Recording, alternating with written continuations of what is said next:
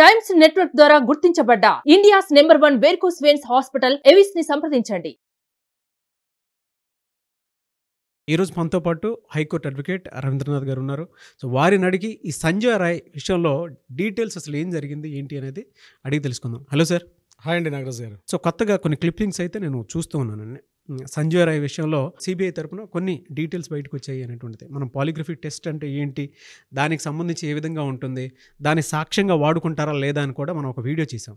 So ఈ psycho analysis test బయటకు వచ్చిన తర్వాత కొన్ని విషయాలు కథనాలు అయితే వస్తున్నాయి. ఏంటి సార్ అవి? సిబిఐ వాళ్ళు రిపోర్ట్ చేశారండి. సుప్రీంకోర్టుకి తన స్టేట్మెంట్ ఇవ్వడం జరిగింది. అందులో భాగంగా ఎవరైతే ఈ మెయిన్ కల్ప్రిట్ ఉన్నటువంటి ఈ సంజయ్ రాయ్ మీద కొన్ని డీటెయిల్స్ అయితే బయటకు రావడం జరిగిందండి. సిబిఐ అధికారులతో మాట్లాడినప్పుడు మనకు బయటకు రావడం జరిగింది దీనికి సంబంధించింది. ఇందులో ప్రధానంగా ఏంటంటే ఫస్ట్ టైం ఆల్రెడీ ఈ సంజయ్ రాయ్ని ఇంట్రాగేషన్ చేశారు. ఇంట్రాగేషన్ చేసినప్పుడు ఆయన తరపున ఎవరు కూడా లాయర్లు అటెండ్ కాలేదండి వాలంటరీగా. సో ఈరోజు సిబిఐ వాళ్ళు ఏం చేశారంటే రేపు 23rd సంజయ్ రాయ్ని కోర్టు ముందు ప్రవేశపెడుతున్నారు. రేపు భారీ భద్రతా బందోబస్తు మధ్య రేపు కోర్టులో ప్రవేశపెట్టడం జరుగుతుంది. దీనికి state government, west Bengal state government ఆయన్ని కొంత ప్రొటెక్షన్ చేస్తూ కొంతమంది అడ్వకేట్స్ను కూడా ఆయన తరపున వాదించడానికి, యాక్చువల్గా అయితే వెస్ట్ బెంగాల్ కాదు దేశం మొత్తంలో ఎవరు కూడా ఆయన తరపున వాదించడానికి ఎవరు కూడా రాలేదు. కానీ స్టేట్ గవర్నమెంట్ అయితే కంపల్సరీ అవసరం కాబట్టి వెస్ట్ బెంగాల్ స్టేట్ గవర్నమెంట్ ఒక ప్రికాషన్ తీసుకున్నారు. రేపు కొంతమంది ఒక లాయర్స్ కమిటీని ఆయనకి ఇవ్వడం జరిగింది. ఈరోజు ఈవినింగ్ నాకు తెలిసి బహుశా వాళ్ళు వెళ్ళి మాట్లాడతారు. రేపు మార్నింగ్ కోర్టులో సంజయ్ రాయ్ తరపున వీళ్ళు వెళ్ళి మాట్లాడి రేపు కోర్టులో ఆయన తలకి హీరింగ్స్ ఉంటాయండి. ఓకే, ఇప్పుడు అందులో మనకి ఇన్ఫర్మేషన్ దానికి సంబంధించింది ఉంది. అయితే ఇక్కడ విస్తుపోయే నిజాలు ఏంటంటే నాగరాజు గారు, దీనికి సంబంధించి ఈ సంజయ్ రాయ్ని ఏదైతే ఇంట్రాగేషన్ చేసినప్పుడు సిబిఐ దర్యాప్తు సంస్థ కూడా ఆశ్చర్యపోయింది. వాళ్ళు ఎన్నో ఇట్లాంటి ఇష్యూస్ చూసి ఉండొచ్చు, కానీ ఫస్ట్ టైం ఏంటంటే ఆయన టెస్టులు చేసిన ఇవన్నీ చేశారు. ఈ నార్కోటిక్స్ టెస్టులు, మన ఈ పాలిగ్రాఫ్ టెస్టులు చేసినప్పుడు కూడా ఆయనలో ఎటువంటి పశ్చాత్తాపం లేకుండా, ఇటువంటి అది తప్పు చేశానన్న ఒక భావన లేకుండా, అపరాధ భావన అంటారు దాన్ని, అటువంటిది ఏమీ లేకుండా ఆయన అడుగుతున్న క్వశ్చన్స్కి ఆయన చెప్తుంటే వీళ్ళందరూ కూడా విస్తుపోయారు అనమాట. అవన్నీ రికార్డ్ చేశారు. అంటే కొన్ని వాయిస్ అంత కర్కశంగా ఉన్నాడండి మనిషి అసలు. దానికి సిబిఐ అధికారులు ఆశ్చర్య బయటకు చెప్తున్నారు. ఈరోజు ఆ ఫైల్ సబ్మిట్ చేశారు. అందులో కొన్ని ముఖ్యాంశాలు మనం మాట్లాడుకుందాం దానికి సంబంధించి.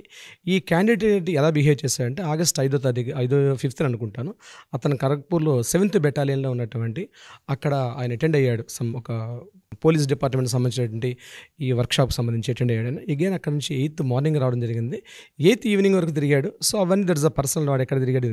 ఇక మెయిన్ స్ట్రీమ్ లైన్కి ఏదైతే ఈ సంఘటన జరిగిన ప్రదేశానికి వచ్చినట్లయితే ఈయన అరౌండ్ 11 o'clock ఆ టైంలో, ఇది టైం షెడ్యూల్ కూడా మెన్షన్ చేశారు ఇక్కడ, అరౌండ్ 11 o'clock ఆ టైంలో ఈ chest department, RG Kar medical hospital chest department ప్లేస్కి వచ్చాడు. ఎప్పుడైతే ఈయన అక్కడ ఉన్నాడో అదే టైంలో కూడా ఈ విక్టిమ్ బాధితురాలు, ఈయనతో పాటు 4 జూనియర్ డాక్టర్లు వీళ్ళందరూ కూడా కలిసి ఆ ప్లేస్కి వచ్చారు. అక్కడ ఫస్ట్ టైం 11 o'clockకి సీసీ ఫుటేజ్ ప్రకారం చెప్పాడంటే 11 o'clockకి వీళ్ళు ఫేస్ టు ఫేస్ అయ్యారు. అక్కడ ఫస్ట్ టైం ఆయన చూసింది అక్కడ ఈ ప్లేస్లో. అగైన్ 11 o'clockకి చెస్ట్ డిపార్ట్మెంట్ నుంచి మళ్ళీ వెనక్కి వచ్చేసాడు. వెనక్కి వచ్చేసి తన ఫ్రెండ్తో కలిసి కాలేజ్ బ్యాక్ సైడ్ ఉన్నటువంటి ఒక ఓపెన్ ప్లేస్, అంటే ఒక నిర్మానుష్య ప్రదేశం, అక్కడ ఫ్రెండ్తో కలిసి తన లిక్కర్ తీసుకున్నాడు. అక్కడ లిక్కర్ తీసుకున్నాడు. అగైన్ ఈ టైంలో ఏం జరిగిందంటే 11 o'clockకి తన ఫ్రెండ్స్తో కలిసి అక్కడ కూర్చున్నటువంటి చెస్ట్ డిపార్ట్మెంట్ బయట వెయిట్ ఉన్నటువంటి అమ్మాయి అక్కడ వాళ్ళ ఫ్రెండ్స్తో కలిసి చాలాసేపు డిస్కషన్ చేసుకున్నారు. అరౌండ్ midnight 12:30 ఆ టైంలో వీళ్ళు అక్కడ నుంచి డిన్నర్కి వెళ్ళారు. ఫ్రెండ్స్ అందరూ కలిసి డిన్నర్ చేసిన తర్వాత అందులో 3 డాక్టర్స్ మళ్ళీ వెనక్కి వచ్చేసారు. ఒక డాక్టర్, ఒక లేడీ డాక్టర్ ఆయనతో పాటు, అమ్మాయి విక్టిమ్తో పాటు ఉంది. వీళ్ళందరూ కలిసి అరౌండ్ midnight 1:30 ఆ టైంలో అక్కడ వాళ్ళు పడుకున్నారు. నిద్రపోయింది అమ్మాయి విక్టిమ్. ఇక్కడ సంజయ్ రాయ్ ఏం చేశాడంటే ఈ అమ్మాయిని ఎప్పుడైతే 11 o'clock చూశాడంటే ఆల్రెడీ అప్పటికే స్టార్ట్ చేస్తాడు, ఈ అమ్మాయి ఒంటరిగా ఉంది డిపార్ట్మెంట్ అంటే. ఇంకా బిహైండ్ స్టోరీ ఏంటంటే మనకి రేపు ఆర్గ్యుమెంట్స్ అయిన తర్వాత వస్తున్న విషయానికి. సో ఇన్ బిట్వీన్ ఆయన అక్కడ లిక్కర్ సేవించి మళ్ళీ అరౌండ్ midnight అయిపోయింది 2:30 ఆ టైంలో మొత్తం హాస్పిటల్ ప్రాంగణం అంతా కూడా తిరుగుతూ ఎమర్జెన్సీ వార్డులోకి వచ్చాడు. ఆయన ఎమర్జెన్సీ వార్డులో అంటే బయట గ్లాస్ డోర్స్ని కొద్దిగా బ్రేక్ చేశాడు, గట్టిగా గుద్దినట్టుగా కనిపిస్తుంది. సమ్ బ్రేక్స్ కూడా ఉన్నాయి ఎమర్జెన్సీ డోర్ దగ్గర. అయిపోయిన తర్వాత మళ్ళీ ఒక స్టిక్ పట్టుకుంటూ బయటకి ఆయన రోమింగ్ చేసుకున్నాడు. అతను ఉన్నటువంటి అవుట్ పోస్ట్ దగ్గర ప్రదేశం తిరిగి మళ్ళీ చెస్ట్ డిపార్ట్మెంట్ దగ్గరికి అరౌండ్ 1:30 to 2 o'clock ఆ టైంలో మళ్ళీ చెస్ట్ డిపార్ట్మెంట్ ఆ సెక్షన్ దగ్గర ఆయన కనిపించాడు. అక్కడ నుంచి మళ్ళీ వెనక్కి వచ్చి 2:30 ఆ ప్రాంతంలో తను వెళ్ళి కాసేపు నిద్రపోయాడు ఎక్కడైతే అవుట్ పోస్ట్ ఉన్న ప్రదేశంలో. మార్నింగ్ ఎర్లీ అవర్స్ 4:30 చెప్పండి, ఇంకా చెప్పండి 4:10 ఆ టైంలో విక్టిమ్ ఎక్కడైతే నిద్రపోతుందో ఆ ప్రదేశానికి వెళ్ళాడు ఈ సంజయ్ రాయ్. ఇది అప్డేట్ ఇన్ఫర్మేషన్ మనకి సిబిఐలో వచ్చింది. ఆ తర్వాత జరిగినట్టు ఘోరం గురించి మనం పెద్దగా చెప్పుకోవాల్సిన అవసరం లేదు, దాని గురించి మనం లైవ్. సో సంఘటన అలా జరిగింది. సో ఈ సంజయ్ రాయ్ యొక్క నేర ప్రవృత్తి ఎలా ఉంటుంది అన్నది డిస్కషన్స్కి వెళ్ళేటప్పుడు ఆశ్చర్యపోయే సంఘటనలు ఒకటి వెలుగులోకి వచ్చాయి. అంటే ఆయన యొక్క క్యారెక్టరైజేషన్ నేను చెప్తున్నాను.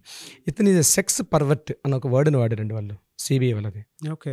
సెక్స్ పర్వర్ట్ అంటే అధికంగా ఉమనైజర్ అనమాట. ఎక్కువగా సెక్స్ వాంఛలు కలిగిన వ్యక్తికి పర్వర్ట్ అనే పదాన్ని వాడతారు.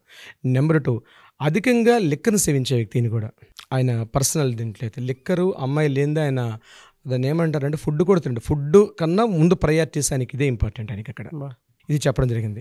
స్టేట్ గవర్నమెంట్ ఏదైతే police department, local police, Calcutta police department వాళ్ళు అక్కడ సంఘటన స్థలాన్ని దర్శించి అక్కడ ఎవిడెన్సెస్ తీసుకున్నారు. అట్ ద సేమ్ టైం అయితే వాళ్ళే కదా అరెస్ట్ చేసింది ఫస్ట్లో. ఈ అరెస్ట్ చేసిన తర్వాత అది తెలిసిందంటే ఆయన యొక్క చేతి గోలలో ఈ విక్టిమ్ యొక్క శరీరంలో ఉన్నటువంటి పైన స్కిన్ పార్ట్స్, కొన్ని హెయిర్ చిన్న hairs, at the same time blood parts ఇవన్నీ కూడా ఉన్నట్టుగా అవన్నీ సేకరించి స్టేట్ గవర్నమెంట్ పోలీసులు అంటే లోకల్ పోలీసులు వీళ్ళు కూడా ఎవిడెన్సెస్ ఆయనకి ఇవ్వడం జరిగింది. ప్రత్యేకంగా ఈ టెస్ట్ విషయానికి వస్తే ఆయన చేసినటువంటి అసలు హృదయ విదారకం అండి. అట్లాంటి వ్యక్తుల్ని నేనేమంటానంటే డిపార్ట్మెంట్లో తీసుకునేటప్పుడు ఇట్లాంటి టెస్టులు చేసి తీసుకుంటే మంచిదేమనుకుంటాను. ఎందుకంటే డిపార్ట్మెంట్లో అట్లాంటి వ్యక్తులు ఉండడానికి ఎట్టి పరిస్థితిలో ఇంపాజ్ ఉండకూడదండి.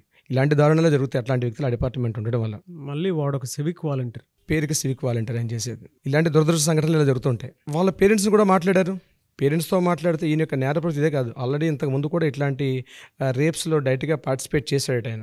ఆ రోజు ఈవినింగ్ కూడా అరౌండ్ 6:30, 7 o'clock వీళ్ళు చుట్ల అన్నటువంటి ఒక ప్రాంతానికి ఒక వేశ్యావాటికి వెళ్ళి అక్కడ జటలు వస్తూ కూడా అక్కడ ఉన్నటువంటి ఒక రోడ్డు మీద వెళ్తున్న ఒక అమ్మాయిని కూడా వాళ్ళు గట్టిగా ఏదో టీజింగ్ చేశాడు. అయితే ఆ అమ్మాయి గట్టిగా హార్ష్గా తిట్టడంతో ఆ అమ్మాయిని తిట్టడంతో వీళ్ళు బయటకు వచ్చేసారు. ఆ అమ్మాయిని కూడా వీళ్ళు మాట్లాడడం జరిగింది. అంటే సిబిఐ ఇంటరాగేషన్స్ చాలా పవర్ఫుల్గా ఉంటుందండి.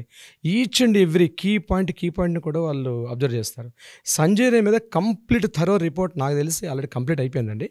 రేపు అక్కడ కోర్టు హీరింగ్స్కి అయితే ఈయన సబ్మిట్ చేశారు కాబట్టి కలకట్టా హైకోర్టులో ఆ హీరింగ్స్లో ఏం జరుగుతుంది ఎట్లా అంది మనం రేపు అప్డేట్లో మనం తెలుసుకునే అవకాశం అయితే ఉంటుంది. నాగరాజ్ గారు కేవలం సెక్స్ పర్వర్ట్ ఒకటే కాదండి నాగరాజ్ గారు, ఇతనిలో జంతు ప్రవృత్తి అంటే యానిమల్ ఇన్స్టింక్ట్స్ కూడా అటువంటి యాటిట్యూడ్స్ ఉన్నటువంటి వ్యక్తి. చూసారా అమ్మాయిల్ని అట్లా చూసేటప్పుడు ఇంకా ఆగలేడు అనమాట. కొంతమంది కంట్రోల్ చేసుకుంటారు, కంట్రోల్ చేయకుండా అక్కడ ఉంటే బాగుంటుంది కంట్రోల్ చేసుకోవడం. మృగం కామవాంఛ అధికంగా ఉన్నటువంటి వ్యక్తి అనమాట. అంటే తన వాంఛ కోసం అవతలవన్నీ ఏమైనా చేసేస్తాడు. తల్లి చెల్లి అక్క ఎటువంటి కల్చర్స్ లేదంటే ఒక బ్రూత్లెస్ ఫెలో అనమాట. హీఈస్ జస్ట్ ఇట్లాంటి వ్యక్తిని ఆ కాలేజీలో ప్రిన్సిపాల్ ఇన్ని సంవత్సరాలుగా ఎట్లా కంటిన్యూ చేస్తున్నాడు అంటే నా ఉద్దేశం నేనేమనుకుంటున్నా అంటే తెలుసు కాలేజీలో యాజమాన్యానికి కూడా ఇతని విషయం తెలుసు. ముందు రోజు ఏదైతే 4:30, 5 o'clock ఎప్పుడైతే ఈ అమ్మాయి వెళ్ళి కలిసిందని ఆల్రెడీ ప్రిన్సిపాల్ రూమ్లో ఇంటరాగేషన్ ఏదో ఒక డిస్కషన్ జరిగింది సందీప్ ఘోష్కి ఈ అమ్మాయికి ఈవినింగ్ అరౌండ్ 4:30, 5 o'clock. ఆ విషయం మీద ఇప్పటికీ వాళ్ళు రిలీజ్ చేయట్లేదు, కానీ నాకు తెలిసి ఈ విషయం రేపు రివీల్ అవుతుందండి. నాగరాజ్ గారు క్యాంబిన్లో ఏం జరిగింది, ప్రిన్సిపాల్ రూమ్కి అమ్మాయి వెళ్ళింది, ఏదో ఒక హార్ష్ డిస్కషన్ జరిగింది. అక్కడ ఈవినింగ్ హార్ష్ డిస్కషన్ జరగడం, ఇట్లాంటి ఒక క్రూర మృగాన్ని తను ప్రేరేపించాడా సందీప్ ఘోష్ అనే వ్యక్తి ఆ కాలేజీ ప్రిన్సిపాల్. అంటే ఇది ఫస్ట్ టైం కాదు కదా ఆ కాలేజీలో ఇట్లాంటి ఇన్సిడెంట్ ఇన్సిడెంట్ జరుగుతుంది, దాన్ని సూసైడ్గా కన్వర్ట్ చేసి దాన్ని క్లోజ్ చేసేస్తున్నారు. అలా చేసేద్దాం అనుకున్నాడు బహుశా సందీప్ ఘోష్. బహుశా అట్లాంటి యాక్టివిటీస్కి ఈ యొక్క క్రూరమృగమైనటువంటి ఈ సంజయ్ అనే వ్యక్తిని వాడుకుంటొచ్చు బహుశా. ఇట్లాంటి వాళ్ళు ఇంకెంతమంది ఉన్నారు ఆ కాలేజీలో బహుశా. అంటే సార్ మీరు చెప్పే దాన్ని బట్టి ఇమోషన్స్ కూడా లేనటువంటి మనిషి, నెక్రోఫిలియా క్యారెక్టరిస్టిక్స్ ఉన్నటువంటి మనిషి. ఎగ్జాక్ట్లీ అండి, ఆ కరెక్ట్ వర్డ్ నెక్రోఫిలియా ఉన్నటువంటి అటువంటి వ్యక్తి అనమాట.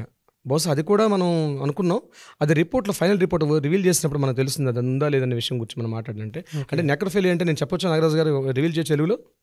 చెప్పండి సార్, పర్లేదు. అంటే శవం అంటే క్లియర్ సింగిల్ వర్డ్ చెప్పాలంటే చనిపోయినటువంటి dead body already parts damage అయిపోయి ఆ అమ్మాయి ఆర్తనాదాలు చేస్తుంది, స్పృహలో లేదా అమ్మాయి, తన బాడీ పార్ట్స్ని డ్యామేజ్ అయిపోయి ఏం మాట్లాడలేని పరిస్థితి.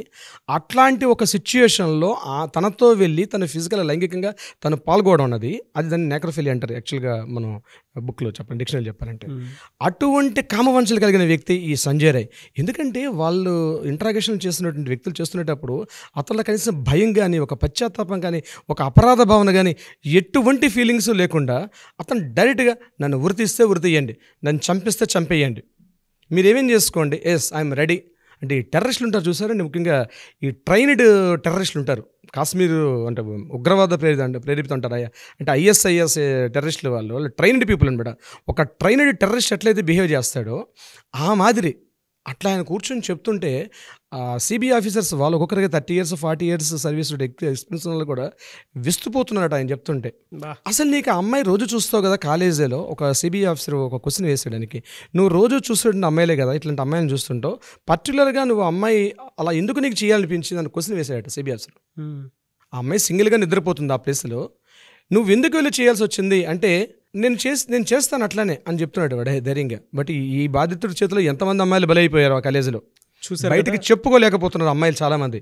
ఇట్లాంటి బాధితుడు ఇదే కాలేజీలో, ఇదే ఆర్జేకర్ మెడికల్ కాలేజీలో ఇలాంటి ఒక క్రూరమోగంతో ఎంతమంది అమ్మాయిలు బలైపోయారు, బయటకు వచ్చి నోరు విచ్చి చెప్పుకోలేకపోతున్నారు. వాళ్ళు ఏం చేస్తున్నారు, వాళ్ళ నిరసన ధ్వనులు, వాళ్ళ ప్రొటెస్ట్ చేస్తున్నారు. ఈ కాలేజీలో చెప్పుకోలేరు, ఎందుకంటే ఈ సమాజం ఒప్పుకోదు కాబట్టి వాళ్ళు చెప్పుకోలేకపోతున్నారు. కానీ ఎంతమంది బలైపోయిన ఆడపిల్లలు, మన తోటి చెల్లెలు, అక్కలు ఎంతమంది ఉన్నారు అక్కడ మనకు అర్థమయ్యే పరిస్థితులు లేదు నాగరాజు గారు. అంటే డీటెయిల్స్ అన్నీ చూస్తూ ఉంటే అండి మృగం కంటే దారుణమైనటువంటి, అంటే వేరే భాష కూడా దానికి అందదేమో, పదాలు లేవండి, సిస్టంతో సంబంధం లేదు. దాంతోపాటు మృగానికైనా సరే ఎలా ఉంటుందంటే అడవిలో తిరిగేటప్పుడు ఎక్కడో చుట్ట నన్ను ఎవరైనా చేస్తారేమో అనేటువంటి చిన్న భయం ఉంటుంది. అందుకే ఇక్కడ నాగరాజు గారు సుప్రీంకోర్టు చీఫ్ జస్టిస్ వాళ్ళు నిజంగా వాళ్ళ హ్యుమానిటీ వాల్యూస్ చూస్తే అండి, అంటే బయటకు చెప్పలేకపోతున్నారు కానీ క్లియర్ వర్డ్ వాళ్ళు, సుప్రీంకోర్టు ఏం చేసిందంటే ఎవరైతే వైద్య విద్యార్థులు నిరసన చేస్తున్నారో ఎట్టి పరిస్థితుల్లో కూడా వాళ్ళని మాత్రం మీరు అటాక్ చేయొద్దు, ఎటువంటి దాడులు చేయొద్దు, వాళ్ళ ఫీలింగ్స్ని ఎక్స్ప్రెస్ చేస్తున్నారు చెప్పనివ్వండి అని ఫస్ట్ టైం అండి మన ఇండియన్ హిస్టరీలో ఈ 78 సంవత్సరాల ఈ దేశ స్వాతంత్ర చరిత్రలో ఫస్ట్ టైం సుప్రీంకోర్టు నిరసనలు చేస్తున్నారు వైద్య విద్యార్థులు, చెయ్యనివ్వండి, నిరసన తెలపనివ్వండి అంటున్నారు. అంటే అర్థం ఏంటంటే వాళ్ళకి తెలియని ఇంకేవో నిజాలు తెలుసండి అందులో. ఇప్పుడు వాళ్ళ గొంతులు నొక్కినట్టయితే ఏం చేస్తారండి, ఇంకో రకంగా వాళ్ళు రిటార్ట్ అవుతారు. వాళ్ళు సిచ్యువేషన్ గట్టిగా ప్రెస్ చేసే సొసైటీ మీద ఆ ఇంపాక్ట్ వేరే విధంగా ఉంటుంది. లాస్ట్ ఫైనల్గా చెప్తూ కూడా ఒక మాట చెప్పిన వాళ్ళు ఏం చేశారంటే లాస్ట్ 13 days నుంచి ఎయిమ్స్లో ఉన్న డాక్టర్స్ అందరూ కూడా టోటల్గా వాళ్ళ యాక్టివిటీస్ అని పక్కన పెట్టి రోడ్డు మీద ధర్నాలు చేస్తున్నారు. ముందు మీరు వెళ్ళి డ్యూటీస్లో జాయిన్ అవ్వండి, మీకు చిట్ట చివరి న్యాయం ఏదాకా మేము చూసుకుంటాం అని ఈరోజు సుప్రీంకోర్టు భరోసా ఇచ్చింది. సో దీని మీద వీళ్ళు ఏం చేస్తారన్నది మనకి ఈవినింగ్ వరకు రిపోర్ట్ వస్తుంది.